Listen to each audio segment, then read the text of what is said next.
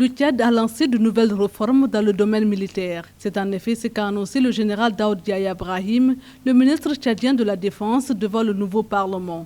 De 35 000 actuellement, l'armée va passer à 60 000. Ces dernières années, l'armée nationale tchadienne a enchaîné les engagements extérieurs comme au Mali, à la force conjointe du G5 Sahel ou encore dans le nord du Nigeria, dans le cadre de la force multinationale mixte. Nous avons déjà entamé le processus avec le recrutement et la formation des militaires et sous-officiers. L'objectif est de construire des unités d'élite capables de s'adapter à la guerre asymétrique à laquelle nos pays du Sahel sont confrontés. Le recrutement annoncé par le ministre tchadien suppose des ressources budgétaires supplémentaires dans un contexte de Covid-19. Il faudra en effet former, équiper, nourrir et loger ces nouvelles recrues. Et cela dans des délais plutôt serrés. Il se pose quand même une question importante, c'est-à-dire les ressources nécessaires pour recruter 35 000 soldats supplémentaires dans un contexte de crise sanitaire. Mais on sait que la doctrine de l'armée tchadienne, c'est le déplacement en nombre important, mais aussi avec des équipements lourds,